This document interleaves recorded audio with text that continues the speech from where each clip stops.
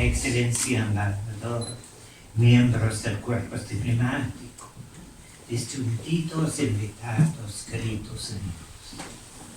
Es un enorme honor estar en la embajada de la República de Chile en la fecha de hoy para honrar tres hombres irlandeses se sacrificaron tanto para servir al pueblo chileno durante la dictadura en este país.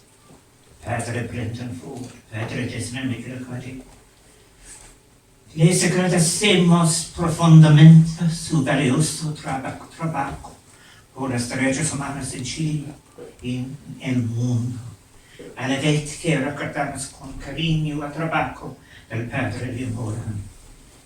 También hoy es una oportunidad para mí de rendir homenaje al pueblo de Chile y su compromiso con la democracia y los derechos humanos. Su ejemplo es un verdadero modelo para el mundo. Su ejemplo es un verdadero modelo. Muchísimas gracias por este ejemplo.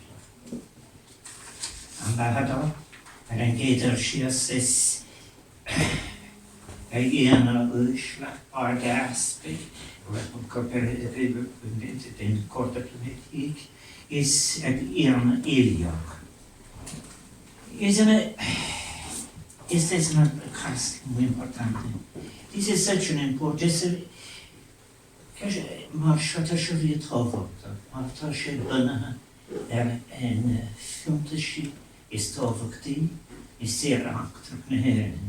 I believe that this is a very important occasion, representing three people, and I always true because there are so many. I often think we perhaps did not give enough attention to all those people who represented such great humanistic values in different parts of the world. Every now and again, as I think back on my own relations to which reference has been made, I remember leaving different places and knowing that the people that were being honoured this evening were in fact people going back into the favela. They were going back in to restock the food kitchens. And I have to say I am very pleased that it's an honour to be here when Father Brendan Fr, Father Desmond McGillicuddy and Father Hollohan are being honoured. And I do want to thank Ambassador Hernández for the kind invitation to be with you today for what is a very special occasion, and also for the ring of authenticity in the international politics that he and the people of Chile and their president represents. And I'm so glad that we are, in fact, we're so glad that we are listening to those messages that are coming from Chile and its neighbours now, and which represent the connections that are the best connections that could possibly represent Irish values at their best. As I said after we would be gone on the plane, and I do share, of course, one experience.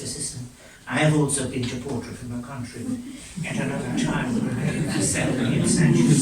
it was, of course, sad Central America. But I do want to say, and Father Liam Hollohan's sister Kay is with us, and those other family members, because I should, as President of Ireland, it's muy important. It is so important that I would say to you, know what you allowed us to have by sending away. I remember in one of those very early poems when I was writing poems first, Sabina's brother coming home from Africa, a poem called The Opening of the Case and so forth. And the wonder, and this was all of how in fact that was the world that Irish people were engaging in, and Irish people were giving generously in education and so forth. Well, I have to say in all of the times, and Ambassador knows it, I think, in many, many ways, I wish very much, why was Father Liam Hollohan expelled? The New York Times reported it in the summer 1982 for distributing holiday greeting cards outside Santiago churches that wished Chileans a new year without torture. St. October. And I think I want to say I'm glad there's somebody present here this afternoon, and that is Niall Stokes. Niall Stokes asked me to write a column between I did it for 10 years, between 1982 and 1993. And that was why. It was the first opportunity that people could hear about reports. I reported from a diary in all of these different countries, be it Salvador, Nicaragua, Honduras. The massacre at Mohota, Salami wrote about, and it was denied for 10 years. We wrote from Africa. We wrote from all of these different places. And Niall published it. Because at that time, there was not space for condemnation of the dictatorship, for the overthrow of the democracy. There were regularly references to Chile as a new democracy, one of the oldest democracies.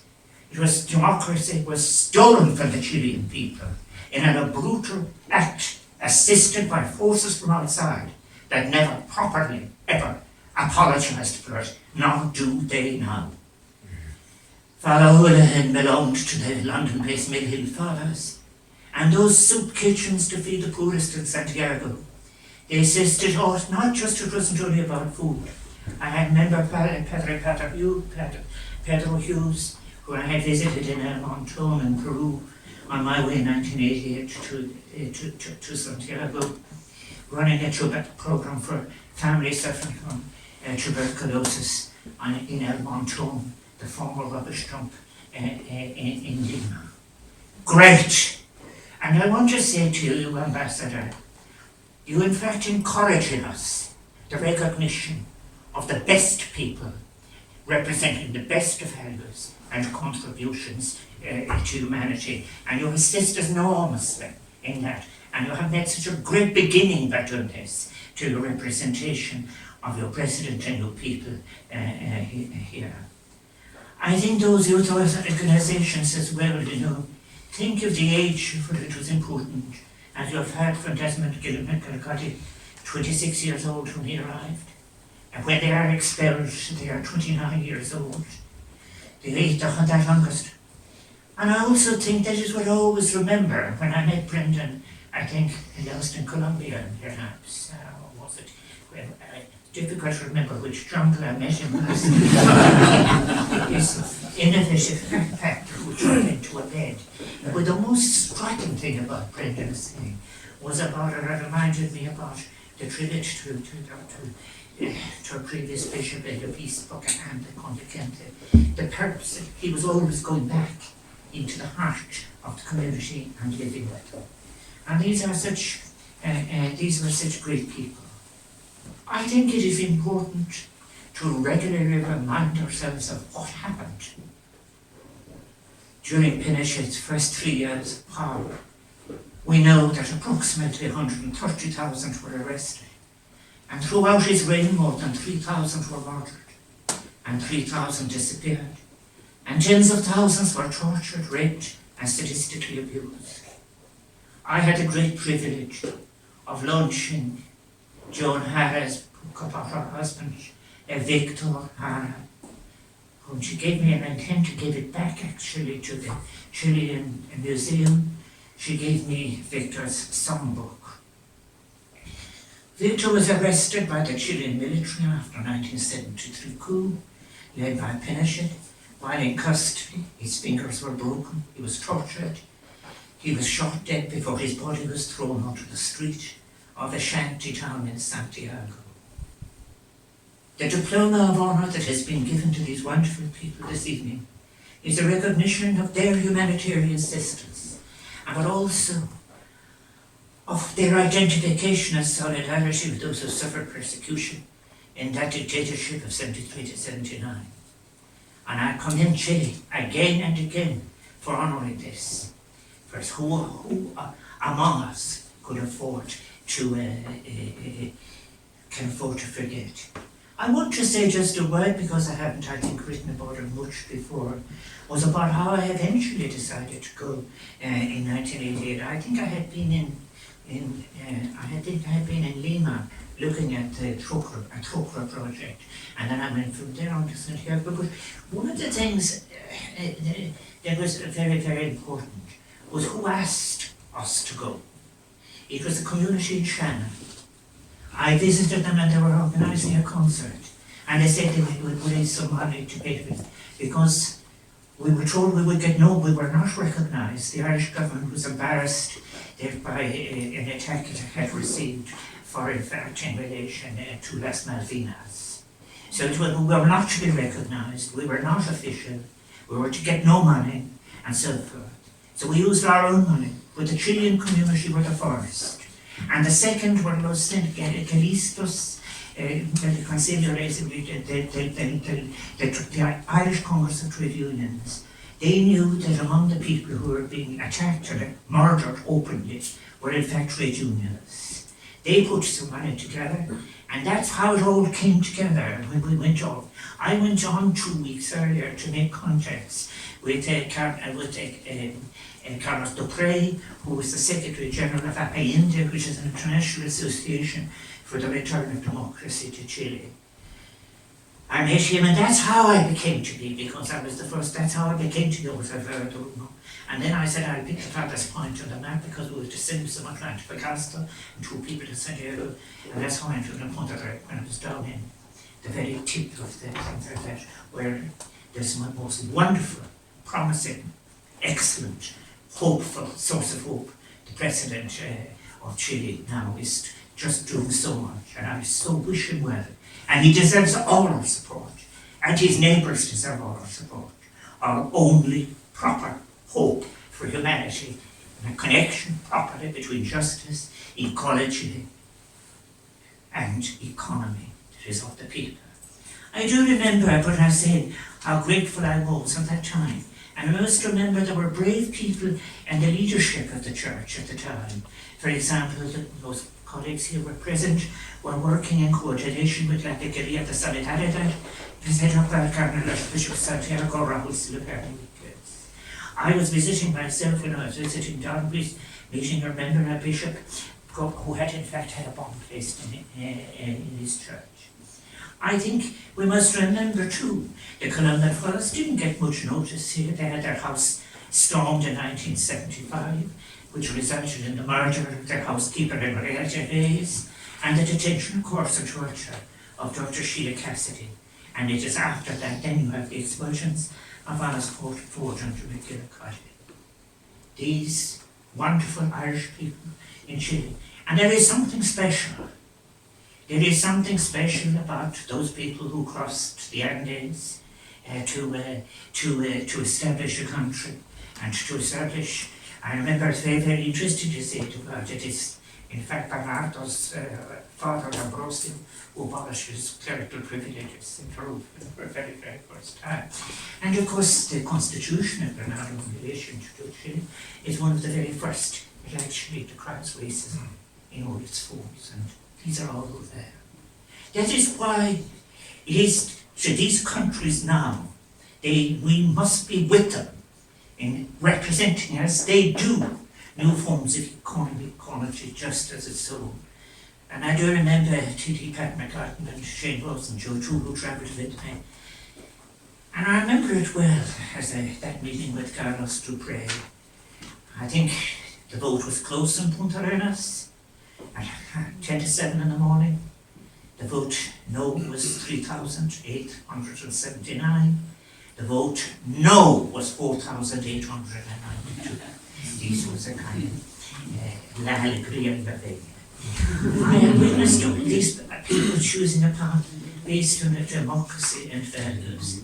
But I do also think, and I went back as president on a working visit in 2012, much easier to get publicity this time, I have to say. I have to say, in many cases it was a good visit, and I thank all those who assisted me. And it is my hope I have been invited by President Forde to return for the celebration that has been referred to by His Excellency the Ambassador on September the 11th, and I have assisted her. It is my hope to go back and to be part of that statement that he is making about that democracy must never again be overthrown by violence, and also that we sign a declaration for derechos humanos, rights for all of the world, all forms of life on our vulnerable planet. Ambassador Hernández, we are at a crucial moment in world history, and we are confronted with many great challenges: climate change, biodiversity loss, the urgent sustainable development. And some of the very best ideas are coming from your own country and your neighbourhood. And I always like that word, which is so valuable in Pablo Neruda's poetry, la gente. He said, la voz de la gente, the voice of the people. And he says, Neruda says powerfully, they cannot own everything, because there are the things, los ríos y los otros, that are the property of la gente, the people. I have to say, to finish in many cases, I have referred to Niall, and that I've been paying tribute recently to Sally Hayden, and I just want to say about it, how important those journalists often working on their own in difficult conditions are, and how they deserve our support to be able to write about all of those places where great breaches are taking place. I remember staying in the house of Liliana Sucre Romer, a man, then he was a teacher, and then his neighbour living next door had worked 30 years for the gas industry and had been fired because he was supporting the no campaign. And then I actually worked with Tomás González, who said he was one of those brave preachers who was interested at that time in la teología de la Iglesia de los Pobres. I think in a way, it was very, very interesting. I just wanted to say one thing about what I often think about, because going away has always been difficult for me from those sites of derechos humanos. And it was the time I spent what was it like 4 years after you were expelled? On a Wednesday in that time, in 1998, it was at the entrance to the town of La Hermida.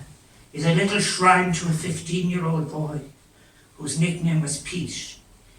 There had been a confrontation here on the day Pinochet was named by the military as their candidate, and Pete had been killed. His mother, Rebecca, a small woman with striking brown eyes, sits in her neat house under a wall hanging of Salvador Allende. Every second word she speaks of is of oppression. At the edge of the Poblacion there is a circus of the North American variety, a Pinochet initiative directed against the subversion of native or popular culture, such as the championed by such as Violeta Parra, or the song and music writer of the tortured and executed Victor Jara. Outside the tent is a bear. A bear is being fed, but most people are watching. A condor with a rope around its neck. The condor, the mystical black eagle of the Andes. An Andean ceremony involves the ritual tying of a condor to a bull's back when it has gorged itself on a hapless beast. The bird is released and soars to a height of 4,000 meters. A horrific image that I couldn't get out of my mind, the parallel between the role of the military in Latin American society and an elite whose prestige and power has been sucked from the lifeblood of the people, worse than vultures. And my hope for Chile today and all its neighbours is that their case for democracy, their new economics, and so on, soars higher the Andes, because we need it, all of us. And as the day of the plebiscito came, there were more demonstrations near the Plaza de Armas on the Wednesday. I went with the mothers and wives of the tortured and disappeared Las Madres de los Desaparecidos, who are placing posters on the wall. And when the army arrives, the soldiers pull down the posters, the women continue to protest. Some are dragged away by the hair.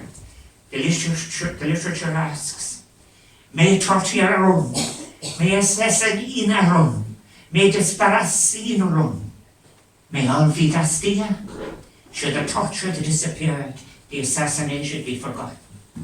One of the women becomes involved in an argument with two female office workers, momias, who talk of discipline and solidarity. The television cameras are the first to arrive on the scene, followed by the tank housing the water cannon, which sprays contaminated water mixed with chemicals and acid on the demonstrators. This is how Pinochet was dealing with the opposition. Later in the week, I revisit La Hermita. But outside first at the Carcel Publica on that Wednesday, the public prison that is talk of a hunger strike. Past midday, gas is released, we all run to the doorway of a block of flats. An old woman, her daughter and 2 young children are handing out salt and bits of linen. The gas is being used indiscriminately, and it gets into everyone's eyes, even those who are some distance away from the main protest. In the doorway, the photo press are coughing, except for those who've come prepared with World War II style gas masks. An old woman weeps softly. For 15 years it's the same. The water tank approaches, the soldiers alight for the truck. The children are knocked over. His mother grabs Forde. She hands me Lionel to bring up to the landing and out of immediate danger. Later in the week I went back to La Hermita to visit Rebecca and to visit Los Ollos Comunes, the communal cooking places, soup kitchens, from which the poor families are fed. And I watched on television Pinochet say, I am middle class, Lucia's middle class. The middle class is the biggest class. And we've all heard those words closer to home. From our neighbour in her day, Mrs. Thatcher, the general's greatest fan, said something similar. Rebecca talks of her son, Pedro Marconos Peluco. On the 1st of May 1984, he went to Park Higgins, where a demonstration was taking place. He was in good spirits, she tells me. He came home and after eating was playing football. Some local youths had lit a fire. A police patrol car came. 4 men got out, one fired 3 shots. The first bullet lodged in Peluco's back, the second in his neck, and the third grazed his head. By 10:30, he is dead. She relates the events and her attempts to get justice without an emotion, and also describes the subsequent harassment of her daughter, Antoinette, and her son, Jose Christian. She ends firmly with a statement, they will never break me. She is wearing a no badge, and I leave her to her work. And then the final rally for the no takes place. On the Saturday before the vote, 1.2 million people fill the streets. La Alegría is coming close. Then on the Sunday, the following day, the C campaign has its final rally.